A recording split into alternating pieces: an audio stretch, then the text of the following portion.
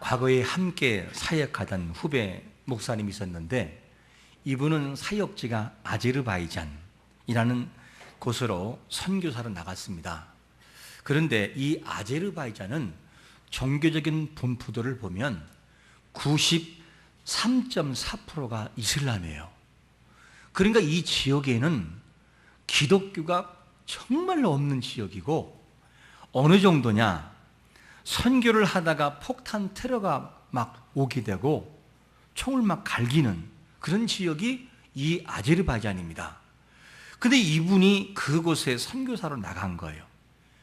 열심히 선교사역을 하는데 문화사역을 함께 참여하게 되는 가운데 참여하다가 잘못해가지고 목뼈가 부러졌어요. 목이 부러지면 어디가 마비가 오느냐? 하반신이 다 마비가 와버려요. 그러니까 손도 못 쓰고 발도 못 쓰고 이게 참 곤란한 거예요. 심장만 뛰고 있는 거죠. 그러니까 이러다가 이제 2분 살아있는데 이분이 저에게 하는 말을 제가 인상 깊게 받은 것이 뭐냐면, 저는 어둠을 보았습니다. 무슨 말이냐면 죽음을 봤다는 거예요. 죽음의 터널을 지나가 봤다는 거예요. 얼마나 죽음이 무서운지도 경험했고, 그런데 이분이 그런 말 하면서 손과 다리를 전혀 쓸 수 없는데 이런 말 하는 거예요. 저는 가야 합니다. 어디로 가야 합니까? 했더니만 저는 다시 아제르바이잔으로 가야 합니다. 그 아이들과 그리고 그 마을 주민들에게 가야 한다고, 저를 기다리고 있다고, 그런 말을 하는 거예요. 그리고 난 다음에 몇 달이 지난 다음에 이분에게, 그 아내에게 연락이 왔어요. 심장이 이상이 있어가지고 하나님께 부름받았다는 거예요. 나이도 저와 같아요. 여러분, 우리가 이걸 보면서 사람의 마음을 무엇이 그렇게 사로잡을까? 아니 대체 무엇이라고 폭탄 테러가 있고 언제 죽을지 모르는 그 사람들과 함께 정말 그곳의 복음을 위해서 내 자녀와 아내와 모든 식구를 다 데리고 그 현지로 가는 것일까? 이거는 사람의 생각으로 한다면 이해할 수 없어요. 어떻게 거기를 갑니까? 안전한 곳에 해야지. 그런데 이렇게 하는 이유에 대해서 에레미야의 고백을 통해 우리에게 잘 설명해 주는데, 에레미야는 이렇게 고백합니다. 예레미야 20장 9절 말씀을 같이 읽겠습니다. 시작. 내가 다시는 여호와를 선포하지 아니하며 그의 이름으로 말하지 아니하리라 하면 나의 마음이 불붙는 것 같아서 골수에 사무치니 답답하여 견딜 수 없나이다. 여러분, 하나님 앞에 복음을 증거하고 생명을 거는 것은 사람의 힘이 아니라 우리를 부르시는 자의 그 음성과 끌으심과 미심과 잡아주심이 있기 때문에 가능한 것을 믿으시기를 축원합니다. 하나님이 하시는 거예요. 놀랍잖아요. 이렇게 하나님이 하셔요. 그런데 이 에레미야 선지자가 누구입니까? 에레미야 선지자 별명은 눈물의 선지자예요. 눈물의 선지자. 이스라엘의 패망을 선포해야 되는 아픔의 선지자지요.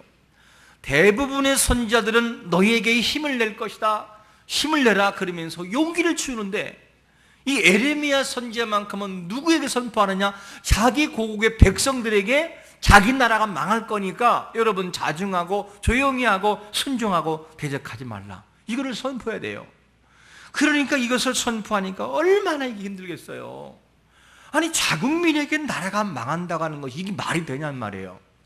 그러니까 이 복음을 선포할 땐 너무 힘드니까 에레미야가 이런 아픔을 내놓아요. 에레미야 20장 8절 말씀을 읽겠습니다. 시작. 내가 말할 때마다 외치며 파멸과 멸망을 선포하므로 여호와의 말씀으로 말미암아 내가 종일토록 치욕과 모욕거리가 되매니이다. 얼마나 힘들면 내가 복음을 증거하는데, 하나님의 말씀과 하나님의 약속을 선포하는데 내가 당하는 것이 뭐냐? 하루 종일토록 치욕과 모욕거리를 당한다는 거예요.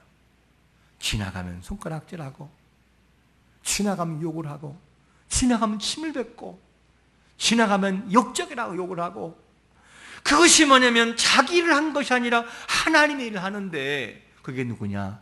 에레미야의 아픔이었어요. 이것이 얼마나 고통스럽겠습니까? 나중에는 너무 사명을 감당하기 힘드니까 에레미야가 자기 자신을 저주하듯이 욕과 같은 고통을 표현하는데, 에레미야 20장 14절과 15절에서 이렇게 표현합니다. 읽겠습니다. 시작. 내 생일이 저주를 받았다면, 나의 어머니가 나를 낳던 날이 복이 없었다면, 나의 아버지에게 소식을 전하여 이르기를 당신이 등남하였다 하여 아버지를 즐겁게 하던 자가 저주를 받았다면. 여러분, 이게 무슨 말씀인가요? 이 말씀은 에레미야가 얼마나 힘든지, 지금 다른 것이 아니라 하나님의 당신의 거룩한 사명을 감당하는 에레미야 심정이 어떤지를 너무 고통스러워하겠어요. 저는 이 본문에 있다가 얼마나 울었는지 몰라요. 에레미야가 얼마나 힘들었을까. 그의 입장으로 묵상하면서 깊이 들어갔더니만 왜 그렇게 눈물이 나오는지, 눈물이 한 30분 동안 멈추지가 않아요. 지금도 그걸 생각하면 눈물이 벌컥 나오려고 그래요. 얼마나 힘들었으면, 하나님의 사명을 감당함에 있어서 얼마나 힘들었으면 이런 고백을 할까. 차라리 네 아들이, 네가 어머니가, 네 아내가 이 등남했다라고 하는 소식을 전해주는 그 사람은 차라리 없었다면, 저주받았다면 얼마나 좋았을까. 이런 고백을 하겠습니까? 그래서 너무 힘든 것을 털어놓는 에레미야가 너무 힘들어하니까 하나님이 그에게 어떤 마음을 주시냐면 이런 마음을 주셔요. 에레미야 20장 9절 말씀을 다시 읽겠습니다. 시작. 내가 다시는 여호와를 선포하지 아니하며 그의 이름으로 말하지 아니하리라 하면 나의 마음이 불붙는 것 같아서 골수에 사무치니 답답하여 견딜 수 없나이다. 와, 보세요. 사람이 하지 않으려고 해도 하나님이 그 마음 속에 소명과 사명의식을 불어넣어주면 가슴 속에 불이 나요. 하나님의 일을 해야 할 자는 하나님의 일을 해야 되는 것을 믿으시기를 축원합니다. 이 마음을 찾을 때 인생은 행복한 거죠. 기도할 사람이 기도하지 않고 멈춰져 있으면 가슴이 답답해요. 내가 울부짖으며 기도할 자가 눈물로 기도하면 인생이 그렇게 행복할 수 없어요. 하나님 앞에 나와서 일을 감당할 자가 다른 일을 하고 있으면 인생은 공허해지고 우울해지고 근심이 와요. 정확한 거예요. 그거는 왜? 하나님이 그런 마음을 주시니까. 그러니까 에레미야의 마음 속에 이것을 너무 힘들어가지고 나 이제 안 할 거라고, 나 이제 못하겠다고 이렇게 마음을 먹으니까 속에서 불이 나요. 불이. 한번 이 말씀을, 에레미야 20장 9절 말씀을 표준 세번역 성경으로 한번 쉽게 읽어볼까요? 이렇게 확 와닿아요. 같이 한번 읽겠습니다. 시작. 이제는 주님을 말하지 않겠다, 다시는 주님의 이름으로 외치지 않겠다 하고 결심하여 보지만 그때마다 주님의 말씀이 나의 심장 속에서 불처럼 타올라 뼛속까지 타들어가니 나는 그랬습니다. 항복하고 말아버려요. 하나님 알겠어요, 할게요. 그러면서 그 길을 또 걸어가는 거예요. 여러분, 사명이 뭘까? 사명이라고 하는 것은 뭐냐면 하나님이 우리에게 보낼 때에 본래에 주었던 그가 해야 할 일을 사명이라고 합니다. 하나님이 불러서 그 마음속에 불을 지시고 성령을 주는 것은 뭐냐? 소명이라고 하고, 그 소명을 받은 자가 힘들고 어렵지만 그 길을 끝까지 걸어가야 되는 것이 사명이에요. 그러니까 인생은 뭘 위해 있는 것이냐? 사명을 위해 있는 거예요.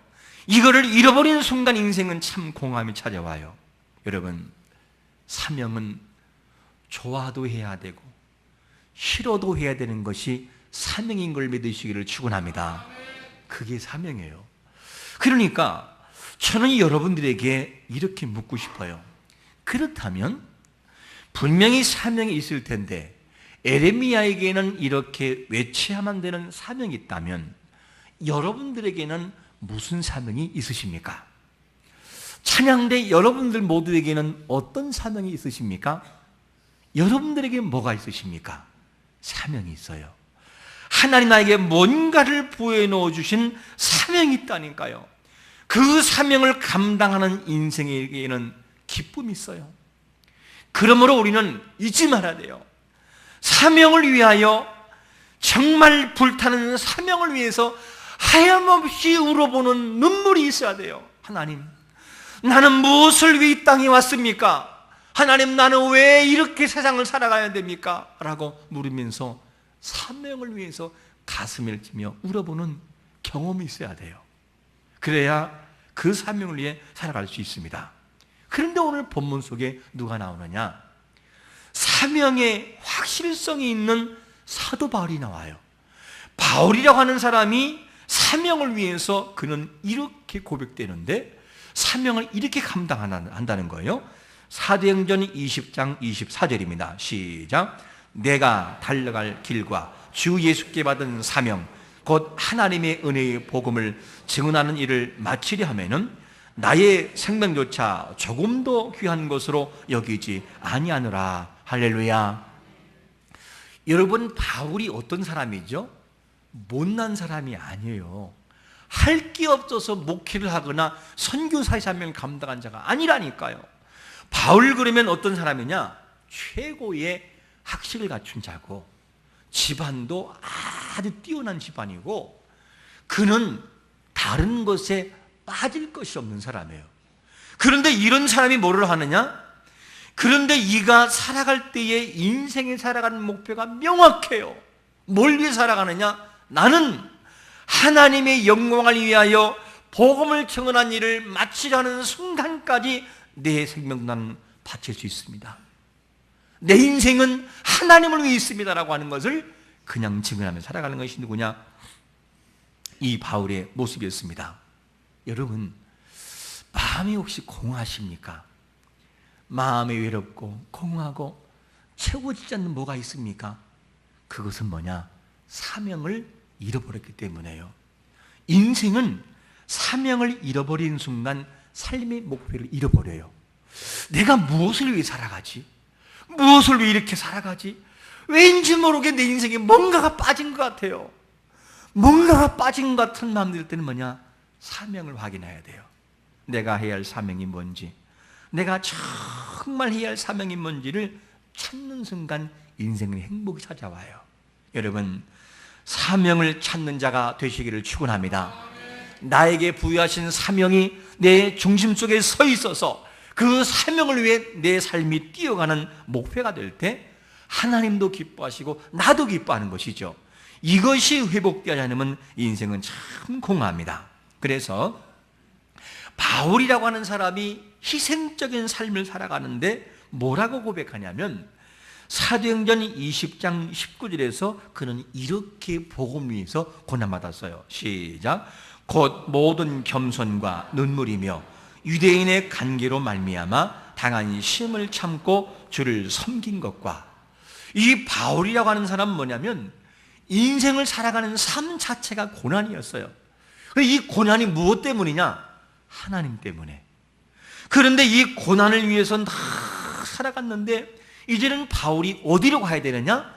이제는 계속해서 목적지가 예루살렘이었어요. 예루살렘으로 가는데 이 바울이 에베소로 가고 싶은 마음이 있어요. 그런데 지체할 시간이 없어요. 왜? 예루살렘에 가가지고 복음을 증거되니까. 그래가지고 이 누군가 배우 바울이 계속해서 어디로 가느냐? 그가 해야 할 사명지로 가는 것을 봅니다. 이 예루살렘이 아니고 이 로마로 향해서 계속 하게 됩니다. 그러니까 이 바울은 계속해서 로마를 향해서 복음을 증가로 가는데, 그런데 그가 뭐가 되냐? 그가 기다리고 있는 것이 뭔지 알아요? 죽음의 죽음. 그러니까 이 바울이 이 로마를 향해서 가는 이 복음에 가는 그 길은 뭐냐? 환난이 있고 고통이 있고 아픔이 있고 모든 것들이 다 있는 거예요. 그러니까 바울이 살아가는 모든 삶은 뭐냐? 그 살아가는 자체가 아픔이지만 그가 가야 할 최종적인 목적지는 그보다 훨씬 아픔을 주는 곳이에요. 그런데 이 바울은 그것을 향해서 간다 이렇게 고백해요. 그래서 자기는 그 로마를 향해서 가는 거예요. 어떻게? 고난이 있을 것을 알면서도, 고통이 있을 것을 알면서도 그곳을 가는 거예요. 그게 뭐냐? 그게 사명자의 모습이라는 것이죠. 여러분, 오늘도 우리의 삶에 있어서 무엇이 우리의 삶의 기초가 됩니까? 우리를 끌어가는 힘이 무엇입니까? 먹고 살기 위한 명예와 돈과 부와 내 자녀의 출세이십니까? 그것은 그 길을 걸어가는 삶은 언젠가는 무너지고 언젠가는 공함이 찾아와요. 내 인생의 부를 향해 쫓아가는 인생은 부 때문에 절망하고, 명예를 향해 쫓아가는 인생은 반드시 멸망, 그 뭡니까? 명예 때문에 그 사람은요, 그 때문에 아픔을 경험할 때가 올 수 있습니다. 여러분, 우리의 삶이 바울이 고백했던 것처럼 로마서 14장 8절의 말씀처럼 이렇게 살아가시기 바랍니다. 같이 읽겠습니다. 시작. 우리가 살아도 주를 위하여 살고 죽어도 주를 위하여 죽나니 그러므로 사나 죽으나 우리가 주의 것이로다. 그러니까 바울의 모든 삶은 뭐냐면 우리 주님을 위해서, 자기를 부르신 그 하나님을 위해서 인생이 바쳐져 버려요. 그러니까 바울의 삶은 고난이 있었고 아픔과 고통이 있었지만 그에게는 삶이 행복이었어요. 찬양대 여러분 찬양 연습하는 거 힘들잖아요. 그런데 찬양을 힘들긴 하지만 그 찬양을 잘 준비해서 아버지 앞에 영광 돌리고 그 모든 것을 잘 이룰 때는 너무 기쁘잖아요. 그리고 또 뭐 해야 되는 거 알잖아요. 그러니까 우리에게는 힘들고 어려워도 하나님이 우리에게 부여하신 사명을 감당한 자들에게는 기쁨이 찾아와요. 그게 사명이기 때문에 그렇습니다. 여러분, 우리의 삶이 하나님 나에게 애초에 부탁하신 사명이 있는데 사명으로부터 벗어난 길이 있다면 이 길을 수정하여 다시 돌아가기를 축원합니다. 그럴 때 인생은 행복할 수 있어요. 너무 가슴 속에서 감사와 감격이 회복됩니다. 이것은 분명한 사실이에요. 왜? 하나님은 이렇게 만들어 놓아요. 그런데 1963년도에 공채에서 탤런트 일기생으로 모집한 사람이 있는데, 전원일기, 사랑이 뭐길래, 장미와 콩나물, 엄마가 뿔났다. 여기에서 어머니 역할하는 게 누구죠? 김혜자 권사님이에요. 권사님이에요, 이분이. 근데 이미 김혜자 권사님은 어머니 역할을 하기 위해서 얼마나 노력하는지 몰라요.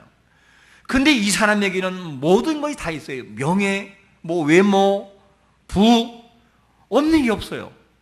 그럼 이 사람이 행복할 것처럼 보이잖아요. 근데 이 사람의 행복은 뭐냐면 아프리카 선교예요. 아프리카. 그 아프리카 선교 막 떼먹고 막 코찔 찔르고 빨아먹는 이 아들이 있죠. 이 사람들, 원주민들 막 그냥 새카맣고 막 더럽고 막 이런 사람들인데 이 사람은 여기에 꽂혀버리는 거, 그냥 사명이. 그래서 이분이 고백한 그 책을 읽어보니까 이런 고백을 했어요. 저의 생명 언제 거두가실지 모르지만 남은 시간 많은 아이들을 만나고 싶고 사명을 감당하고 싶습니다. 연기를 하면서도 한시도 아이들을 잊어본 적은 없습니다. 제가 연기자로 빛나고 싶듯이 우리 아이들을 해맑은 모습으로 빛나야 합니다. 이 뭐냐? 사명이 딱 찾아지는 순간, 내가 뭘 해야 되지를 아는 순간 거기 꽂혀버려요. 그리고 이 사람이 명예도 있고 인기도 있고 부가 없습니까? 외모가 없습니까? 모든 걸 다 있는데 이 사람은 시간 나고 틈나면 아프리카 선교에 가서 아이들을 만나는 거예요. 이게 뭐냐? 사명을 맡은 자의 모습이라는 거지요. 그러므로 사명을 제대로만 찾으면 인생이 행복해요. 그렇게 행복할 수 없어요. 남들이 볼 때는 그렇게 힘든 거 어떻게 하냐고 하지만, 그런데 그 일을 안 하면 그 사람은 못 견뎌요. 이게 뭐냐? 사명자예요. 여러분, 우리에게 있어서 분명한 사명의식을 가지고 살아가는 자가 되시기를 축원합니다. 그렇기 때문에 바울은 사명자로 살아갈 때 뭐라고 하느냐, 그가 모든 삶에 있어서 이런 고백을 합니다. 사도행전 20장 22절과 23절을 같이 읽겠습니다. 시작. 보라, 이제 나는 성령에 매여 예루살렘으로 가는데 거기서 무슨 일을 당할는지 알지 못하노라.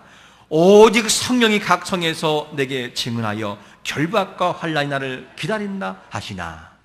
이 바울의 모든 삶은 그 예루살렘과 더 나아가서는 이방인 지역이었던 로마를 향해서 가면서 그가 사명을 감당할 때 그에게는 최고의 행복이었어요. 그것을 부른 이 모습을 가지고 이방인을 향해 부름받고 자기 동족을 향해서 가는 그 고통과 아픔들이 얼마나 큰지를 그는 알아요. 이방인의 사역자로 부름받은 이 로마를 향하는 바울의 모습이었으나, 그러나 자기 동족을 바라보는 고통, 도리어 자기 동족이 자기를 핍박하는 고통과 환난을 그는 알고 있어요. 그런데 거기를 향해서 가는 거예요. 매를 맞고 결박과 환난과 고통이 있는데도 그는 가요. 어디로? 예루살렘으로. 그리고 그는 어떻게 됩니까? 로마를 향해서 그 가는 복음에 대한 열정을 끊임없이 계속해서 그는 놓지 않는 것을 볼 수가 있습니다. 그런데 그 길을 끝까지 가요. 어떤 데도 죽을 줄 알면서도. 그게 뭐냐? 사명이라는 거예요. 여러분, 우리가 이 말씀 바라보면서 사명이 있으십니까? 이 사명을 위하여 바울은 목숨을 걸어버리는데, 다시 한번 사도행전 20장 24절을 읽어보겠습니다. 시작. 내가 날아갈 길과 주 예수께 받은 사명 곧 하나님의 은혜의 복음을 증언하는 일을 마치려 하면은 나의 생명조차 조금도 귀한 것으로 여기지 아니하노라. 그러니까 이 바울의 삶은 뭐냐면, 복음을 증언하는 일이라고 한다면 나는 생명도 겁니다, 이렇게 말하는 거예요. 이 뭡니까? 이슬람권이라든가 저 북한이라든가 모든 곳에 가는 것이 내 생명을 바치지만 나는 그래도 갑니다. 그러면서 그렇게 고백하는 내용과 같은 모습을 가지고 복음을 위해 살아가는 바울의 모습을 볼 수가 있습니다.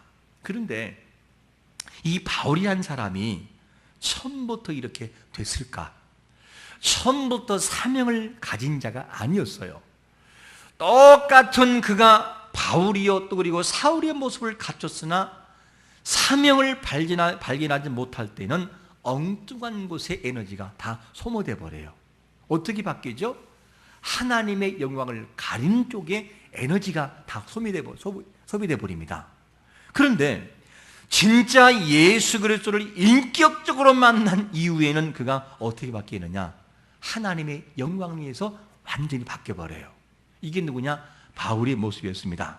여러분, 오늘도 우리의 삶에 있어서 진정 예수 그리스도를 만나면 우리 방향이 달라지고 우리가 가야 할 방향성이 달라지는 것을 믿으시기를 축원합니다. 그게 중요한 것이죠. 저는 사실 이 말씀을 준비하면서 이런 깊은 묵상을 한번 해봤어요. 사명이라고 하는 주제를 가지고 바울이 하나님의 영광을 위해서 가는 이 길이 너무 고난이고 힘들고 어려운데, 근데 그는 그 사명을 위하여 끝까지 모든 걸 걸어버려요. 그리고 그 길을 걸어가요. 그러면 나에게는 사명이 무엇일까? 내가 목회자라고 하는 부름받은 사명은 분명히 알지만, 그런데 좀 더 구체적으로 이곳에서 사명이 뭘까? 나 자신 누굴까? 그러니까 제가 위임 목사요. 위임이 뭐죠? 모든 것을 다 맡겨버린다는 거예요. 그게 위임 목사예요.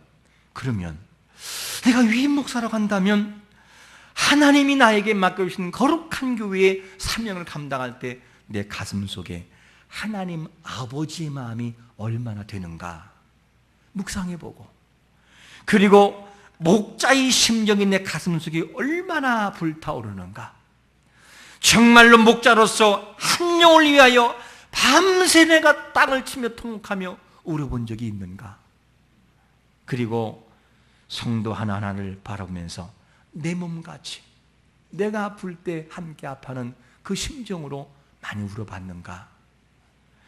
그리고 그들에게 본을 보여서 하나님의 사랑은 이런 사랑이에요 라고 얼마나 보여줬는가. 그러면서 저는 생각을 했어요.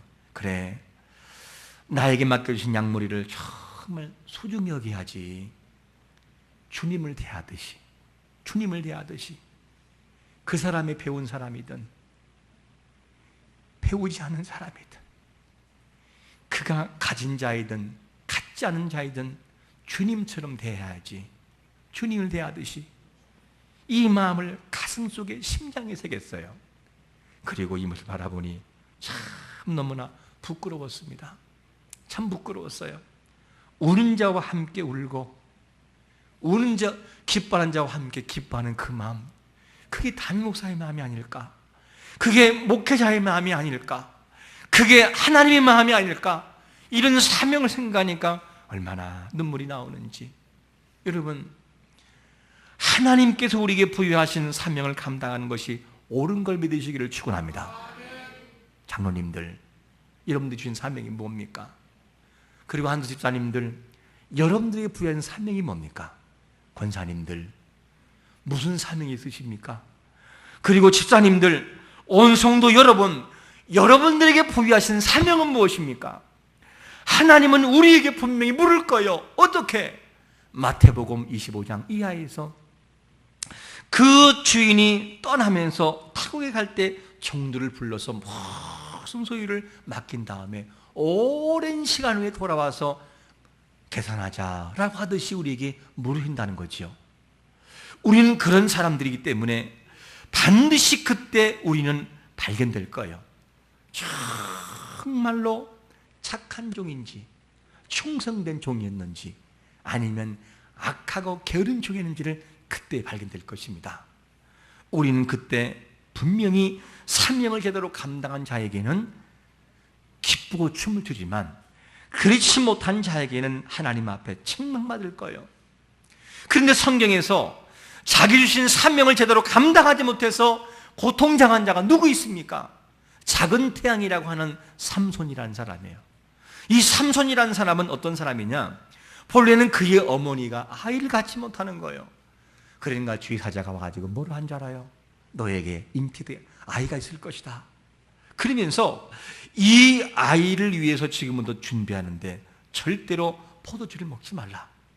그리고 독주, 지금 말하면 소주를 먹지 말고, 그리고 부정한 것을 먹지 말고, 이 아이는 태어남과 동시에 뭐냐? 이미 바쳐진 자다. 그러니까 말씀대로 기르고 이 아이에게 머리에 삭도를 대지 말아라. 머리 깎지 말아라. 그러면서 하나님께서 사명을 줬어요. 왜? 하나님 일을 하라고. 그리고 난 다음에 이 삼손이 태어나서 자라가면서 힘이 얼마나 센지 뭐 수십 명이 달라들어도 이 삼손을 이길 자가 없어요. 못 이겨요. 아무리 하려고 해도 안 돼요. 그런데 문제는 어디부터 출발되느냐? 삼손이 이방년이었던 블레셋 사람과 결혼하게 되면서 거기에 사랑에 빠지면서 이게 올무가 되는 거예요. 여기에 빠지면서 이제는 삼손이 서서히 무너지기 시작을 하는 거예요. 그리고 하나님이 그를 부르시고 성령의 감동에 하실 때에는 누구도 감당치 못할 힘이 센 사람 되는데, 이제는 나중에는 말씀대로 살아가지 않고 그에게 부여하신 사명을 발견하지 못하고 주신 사명이 엉뚱한 곳에 쓰여질 때 머리가 잘라집니다. 그리고 모든 걸 다 잃어버려요. 그리고 난 다음에 그가 돌아온 결론이 뭐냐면 사사기 이 16장 21절에 보니까 이렇게 비참하게 끝나버려요. 읽겠습니다. 시작. 블레셋 사람들이 그를 붙잡아 그의 눈을 빼고 끌고 가사에 내려가 놋줄로 매고 그에게 오게 해서 맷돌을 돌리게 하였더라. 그렇게 힘이 세고 그렇게 갖춘 자가 뭐가 되느냐? 사명을 잃어버리는 순간 뭐가 되느냐? 힘을 잃어버려요. 그리고 너무 비참해요. 물론 뒤늦게 마지막 이제는 하나님 한 번만 봐달라고, 하나님은 원수를 갚게 달라고 그러면서 하나님께 간절히 기도할 때 하나님이 마지막으로 한 번 힘을 주셔서 이제는 뭡니까? 살아있을 때 죽인 자보다 원수를 마지막 죽으면서 더 많이 죽여요. 이렇게 끝나기는 합니다. 여러분, 사명이 무엇인지 알고 가는 이 바울은 생명보다 사명을 앞세웠어요. 그런데 우리는 반대가 됩니다. 사명이 먼저가 아니라 생명이 먼저예요. 이 삶이 뒤바뀌는 인생은 공허하게 찾아옵니다. 여러분, 왜 우리는 여기에 서 있습니까? 왜 여러분들은 가정에 서 있죠? 왜 여러분들은 직장에 서 있습니까? 왜 여러분들은 사업장에 서 있고 이 땅에 파송되었습니까? 이 답을 찾지 못하면 우리는 언젠가는 브레이크가 걸릴 것입니다. 그래서 이거를 잃어버린 순간 우리는 정말로 고통스러울 거예요. 이거를 찾지 못하면 인생은 허무해집니다. 여러분, 정말 우리 자신들이 왜 서 있는지가 분명한 자라면 이렇게 바뀔 거예요. 내가 이 가정에 서 있는 것은 하나님이 나를 통하여 하나님의 거룩한 복음을 위하여 할 일이 있기 때문에 내가 존재하고, 내가 직장에 서 있는 것은 나를 하나님께서 아름답게 만들고 더 좋은 모습으로 만들어서 하나님의 영광을 위해서 쓰이라고 이 시장에 있다. 내 사업장에 왜 있느냐? 그 주신 것을 가지고 하나님의 영광을 위해서 하라고 일을 하는 거 나는 안다. 하나님, 그렇기 때문에 좀 더 부유함을 주옵소서. 주여, 그렇기 때문에 직장에서 인정받게 하옵소서. 왜냐하면 하나님 일을 하려고 하는데 너무나 버겁습니다. 좀 더 물질도 필요하고, 하나님, 좀 더 배움도 필요하고, 좀 더 인기도 필요합니다. 나에게 그래서 필요해요. 하나님, 이런 사람은 어떤 사람이냐? 사명이 90%요 삶이 10%인 것이죠. 모든 직장을 포기하라는 말씀이 아니라 왜 내가 그곳에 있는지를 찾는 것이 우선이라는 거예요. 그게 사명인 것입니다. 우리의 살아가는 모든 삶이 하나님 나에게 부여하신 사명을 위해서 있다는 사실을 잊지 않기를 축원합니다. 그 사명을 찾는 인생은 행복할 것이고, 그 사명을 잃어버린 인생들은 공허함이 찾아올 거예요. 사명을 찾아 인생을 행복하게 살아갈 수 있는 거룩한 주님의 군사, 하늘나라의 군사가 되시기를 예수 그리스도의 이름으로 축원합니다. 아멘.